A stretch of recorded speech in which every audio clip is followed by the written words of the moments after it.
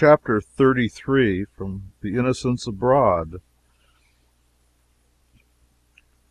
From Athens, all through the islands of the Grecian Archipelago, we saw little but forbidding sea walls and barren hills, and sometimes surmounted by 3 or 4 graceful columns of some ancient temple, lonely and deserted, a fitting symbol of the desolation that has come upon all Greece in these later ages.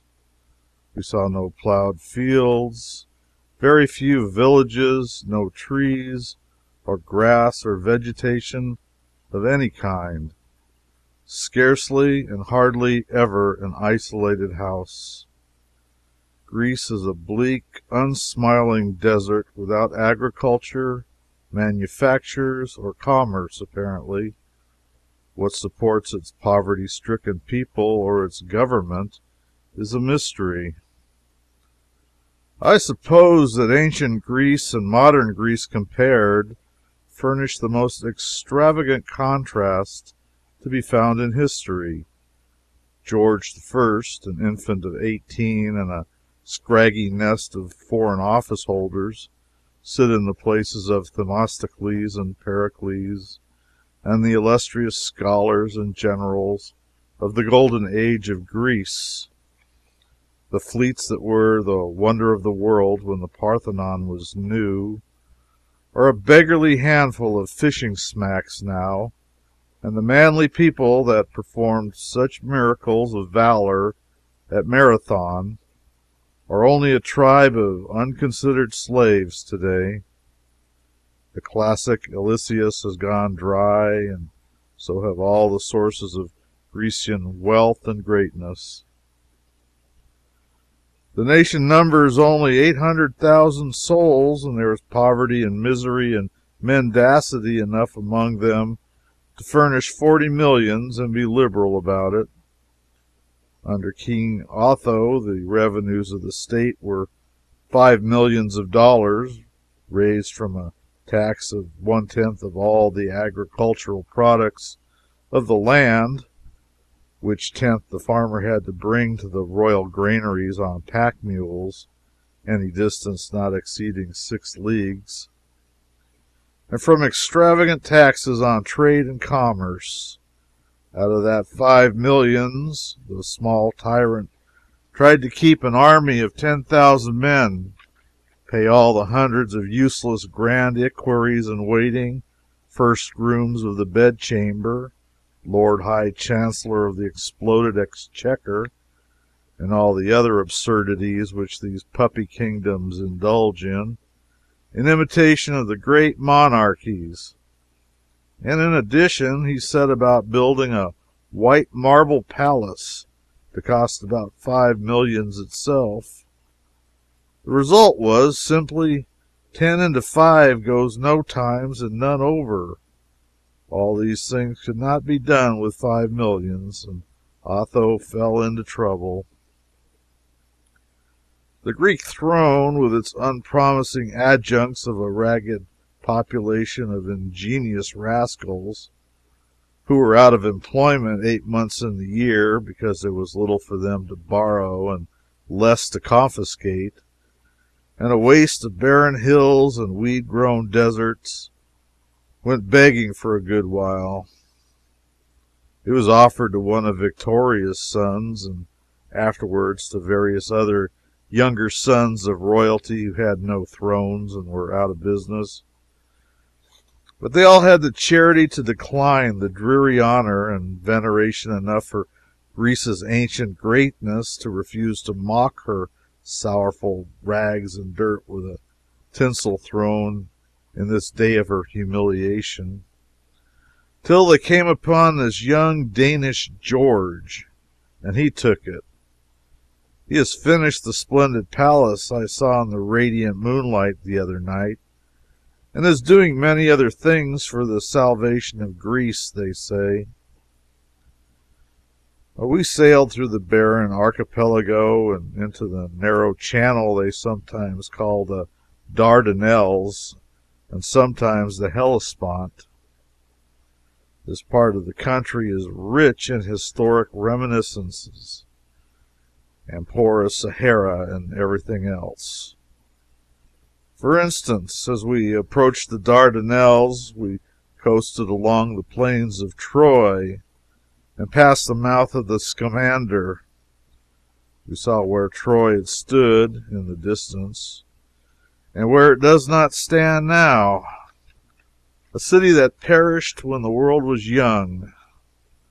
The poor Trojans are all dead now. They were born too late to see Noah's Ark and died too soon to see our menagerie. We saw where Agamemnon's fleet rendezvoused, and away inland a mountain which the map said was Mount Ida. Within the Hellespont we saw where the original first shoddy contract mentioned in history was carried out, and the parties of the second part gently rebuked by Xerxes.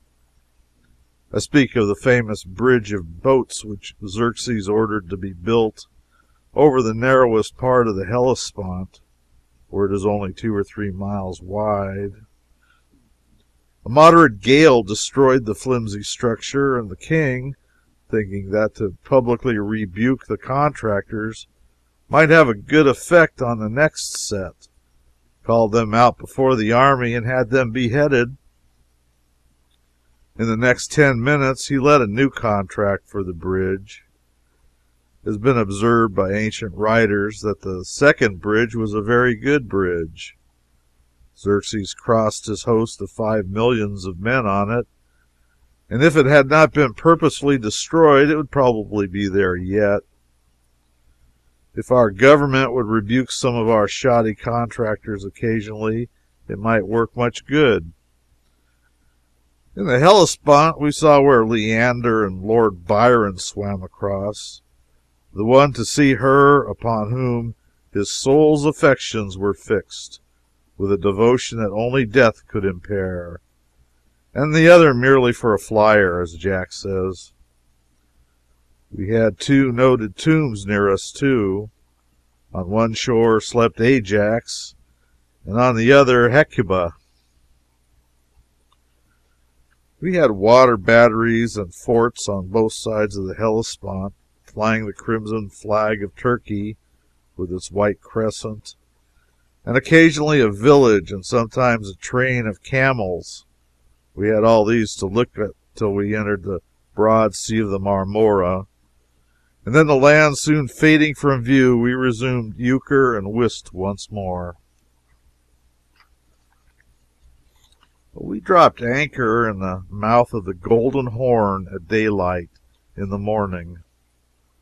Only 3 or 4 of us were up to see the great Ottoman capital. The passengers do not turn out at unseasonable hours as they used to get the earliest possible glimpse of strange foreign cities. They are well over that.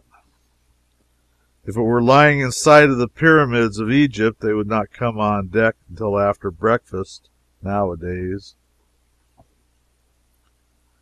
The Golden Horn is a narrow arm of the sea which branches from the Bosphorus, a sort of broad river which connects the Marmora and Black Seas, and curving around divides the city in the middle. Galatia and Pera are on one side of the Bosphorus, and the Golden Horn, Stamboul, ancient Byzantium, is upon the other. On the other bank of the Bosphorus is Scutari and some other suburbs of Constantinople. This great city contains 1,000,000 inhabitants, but so narrow are its streets, and so crowded together are its houses, that it does not cover much more than half as much ground as New York City. Seen from the anchorage, or from a mile or so up the Bosphorus, it is by far the handsomest city we have seen. Its dense array of houses swells upward from the water's edge and spreads over the domes of many hills, and the gardens that peep out here and there, the great globes of the mosques, and the countless minarets that meet the eye everywhere, Invest the metropolis with a quaint oriental aspect one dreams of when he reads books of Eastern travel. Constantinople makes a noble picture, but its attractiveness begins and ends with its picturesqueness. From the time one starts ashore till he gets back again, he execrates it. The boat he goes in and is admirably miscalculated for the service it is built for. It is handsomely and neatly fitted up, but no man can handle it well in the turbulent currents that sweep down the Bosphorus from the Black Sea, and few men could row it satisfactorily even in still water. It's a long, light canoe, a cack, large at one end and tapering to a knife blade at the other. They make that long, sharp end the bow, and you can imagine how these boiling currents spin it about. It has 2 oars, sometimes 4, and no rudder.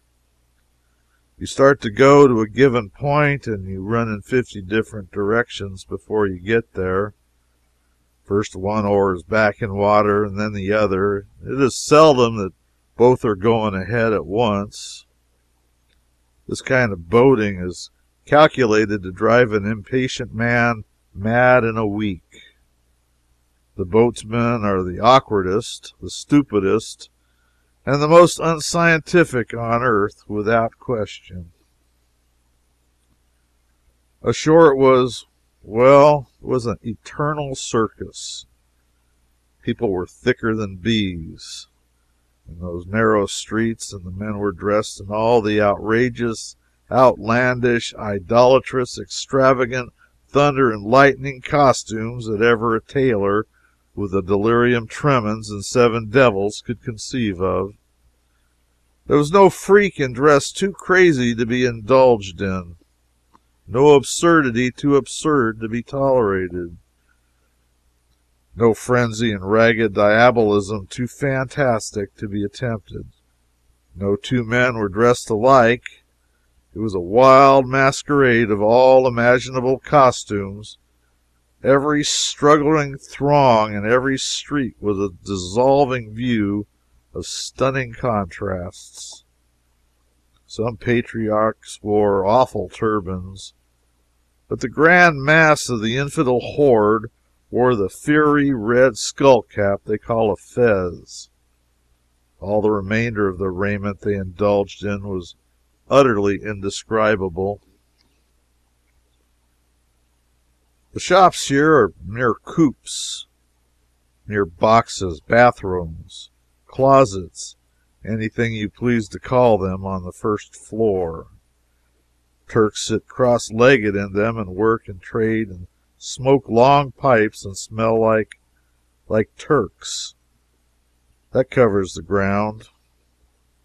Crowding the narrow streets in front of them are beggars who beg forever, yet never collect anything, and wonderful cripples, distorted out of all semblance of humanity almost, vagabonds driving laden asses, porters carrying dry goods boxes as large as cottages on their backs, peddlers of grapes, hot corn, pumpkin seeds, and 100 other things, yelling like fiends and sleeping happily, comfortably, serenely among the hurrying feet, are the famed dogs of Constantinople.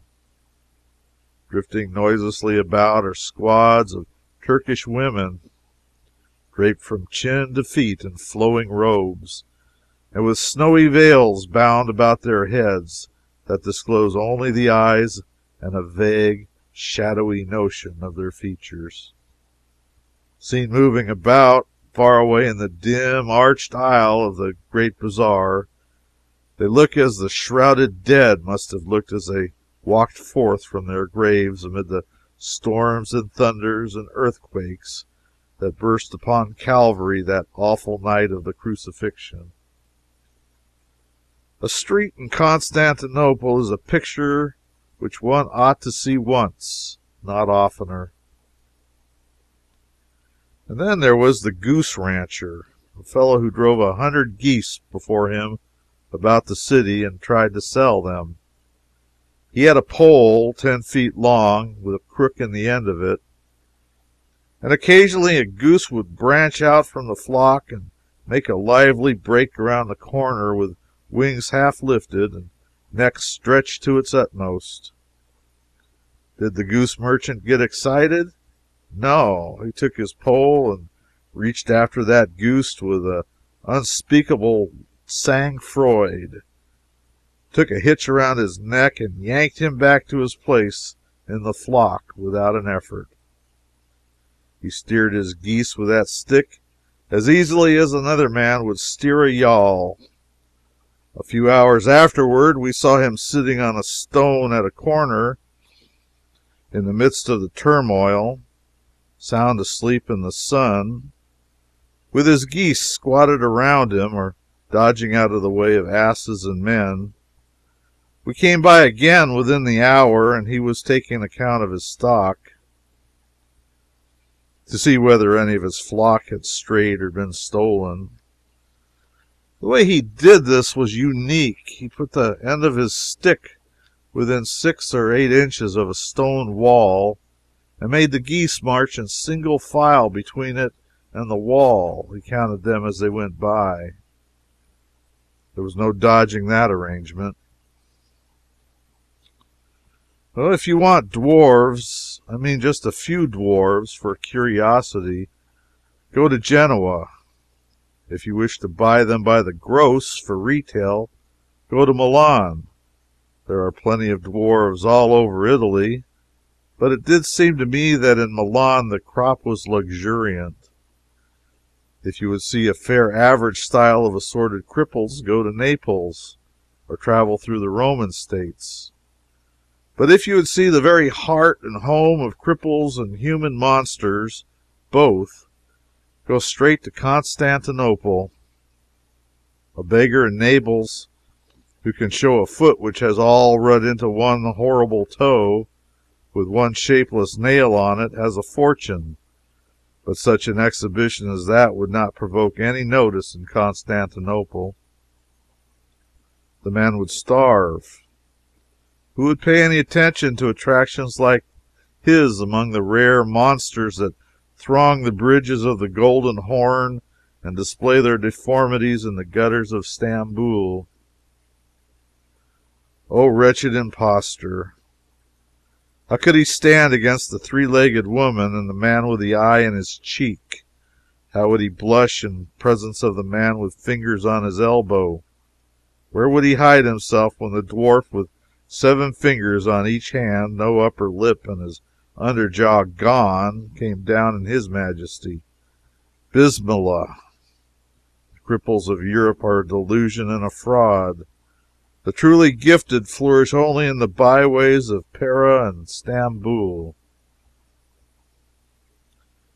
That 3-legged woman lay on the bridge with her stock in trade so disposed as to command the most striking effect. 1 natural leg and 2 long, slender, twisted ones with feet on them like somebody else's forearm. Then there was a man further along who had no eyes and whose face was the color of fly-blown beefsteak and wrinkled and twisted like a lava flow, and verily so tumbled and distorted were his features that no man could tell the wart that served him for a nose from his cheekbones. In Stamboul was a man with a prodigious head, an uncommonly long body, legs 8 inches long, and feet like snowshoes. He traveled on those feet with his hands, and was as sway-backed as if the Colossus of Rhodes had been riding him. Ah, a beggar has to have exceedingly good points to make a living in Constantinople. A blue-faced man who had nothing to offer except that he had been blown up in a mine would be regarded as a rank impostor, and a mere damaged soldier on crutches would never make a cent. It would pay him to get a piece of his head taken off and cultivate a wen like a carpet sack. The Mosque of St. Sophia is the chief lion of Constantinople. You must get a firman and hurry there the first thing. We did that. We did not get a firman, but we took along 4 or 5 francs apiece, which is much the same thing. I do not think much of the Mosque of St. Sophia. I suppose I lack appreciation. We will let it go at that. It is the rustiest old barn in heathendom. I believe all the interest that attaches to it comes from the fact that it was built for a Christian church and then turned into a mosque without much alteration by the Mohammedan conquerors of the land. It made me take off my boots and walk into the place in my stocking feet. I caught cold and got myself so stuck up with a complication of gums, slime, and general corruption that I wore out more than 2,000 pair of bootjacks getting my boots off that night, and even then some Christian hide peeled off with them. I abate not a single bootjack. St. Sophia is a colossal church, 13 or 1400 years old, and unsightly enough to be very, very much older. Its immense dome is said to be more wonderful than St. Peter's, but its dirt is much more wonderful than its dome, though they never mention it. The church has 170 pillars in it, each a single piece, and all of costly marbles of various kinds, but they came from ancient temples at Baalbek, Heliopolis, Athens, and Ephesus, and are battered, ugly, and repulsive. They were 1,000 years old when this church was new, and then the contrast must have been ghastly, if Justinian's architects did not trim in them any.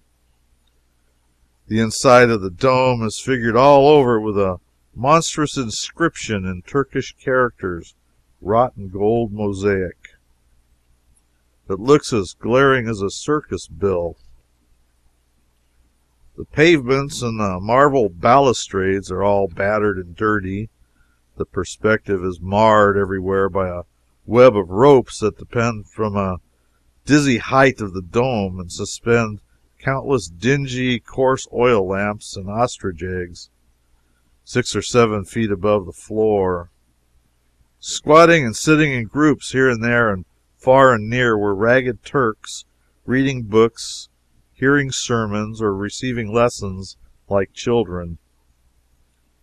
And in 50 places were more of the same sort of bowing and straightening up, bowing again, getting down to kiss the earth, muttering prayers the while, and keeping up their gymnastics till they ought to have been tired if they were not.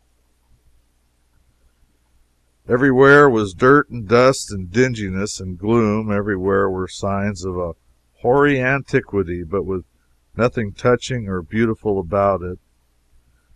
Everywhere there were groups of fantastic pagans. Overhead, the gaudy mosaics and the web of lamp ropes.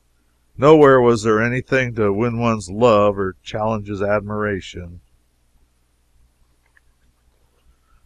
The people who go into ecstasies over St. Sophia must surely get them out of the guidebook, where every church is spoken of as being considered by good judges to be the most marvelous structure in many respects that world has ever seen, or else they are those old connoisseurs from the wilds of New Jersey who laboriously learn the difference between a fresco and a fire plug, and from that day forward feel privileged to void their critical bathos on painting, sculpture, and architecture forevermore. We visited the dancing dervishes. There were 21 of them. They wore a long, light-colored, loose robe that hung to their heels. Each in his turn went up to the priest. They were all within a large circular railing, and bowed profoundly, and then went spinning away deliriously and took his appointed place in the circle and continued to spin. When all had spun themselves to their places, they were about 5 or 6 feet apart, and so situated, the entire circle of spinning pagans spun itself 3 separate times around the room. It took 25 minutes to do it. They spun on the left foot and kept themselves going by passing the right rapidly before it and digging it against the waxed floor. Some of them made incredible time. Most of them spun around 40 times in a minute, and one artist averaged about 61 times a minute and kept it up during the whole 25. His robe filled with air and stood out all around him like a balloon. They made no noise of any kind, and most of them tilted their heads back and closed their eyes, entranced with a sort of devotional ecstasy. There was a rude kind of music part of the time, but the musicians were not visible. None but spinners were allowed within the circle. A man had either spin or stay outside. It was about as barbarous an exhibition as we have witnessed yet. Then sick persons came and lay down, and besides them women laid their sick children, one a babe at the breast, and the patriarch of the dervishes walked upon their bodies. He was supposed to cure their diseases by trampling upon their breasts or backs, or standing on the back of their necks. This is well enough for people who think all their affairs are made or marred by viewless spirits of the air, by giants, gnomes, and genii, and who still believe to this day all the wild tales in the Arabian Nights. Even so, an intelligent missionary tells me. We visited the 1,001 columns. I do not know what it was originally intended for, but they said it was built for a reservoir. It is situated in the center of Constantinople. You go down a flight of stone steps in the middle of a barren place, and there you are. You are 40 feet underground and in the midst of a perfect wilderness of tall, slender granite columns of Byzantine architecture. Stand where you would or change your position as often as you pleased, you were always a center from which radiated a dozen long archways and colonnades that lost themselves in distance and the somber twilight of the place. This old dried up reservoir is occupied by a few ghostly silk spinners now, and one of them showed me a cross cut high up in one of the pillars. I suppose he meant me to understand that the institution was there before the Turkish occupation, and I thought he made a remark to that effect, but he must have been an impediment in his speech, for I did not understand him. We took off our shoes and went into the marble mausoleum of the Sultan Mahmud, the neatest piece of architecture inside that I have seen lately. Mahmud's tomb was covered with a black velvet pall, which was elaborately embroidered with silver. It stood within a fancy silver railing. At the sides and corners were silver candlesticks that would weigh more than 100 pounds, and they supported candles as large as a man's leg.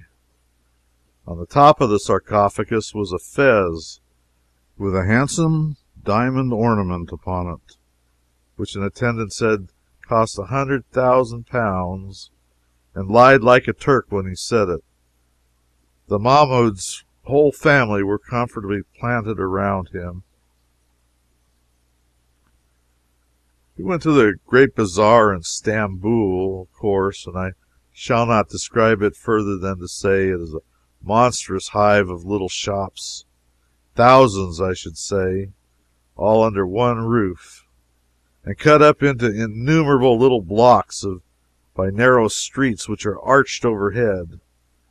One street is devoted to a particular kind of merchandise, another to another, and so on. When you wish to buy a pair of shoes, you have the swing of the whole street. You do not have to walk yourself down, hunting stores in different localities. is the same with silks, antiquities, shawls, etc. The place is crowded with people all the time, and as the gay colored Eastern fabrics are lavishly displayed before every shop, the Great Bazaar of Stamboul is one of the sights that are worth seeing. It is full of life and stir and business. Dirt, beggars, asses, yelling peddlers, porters, dervishes, high-born Turkish female shoppers, Greeks, and weird-looking and weirdly dressed Mohammedans from the mountains and the far provinces, and the only solitary thing one does not smell when he is in the Great Bazaar is something which smells good.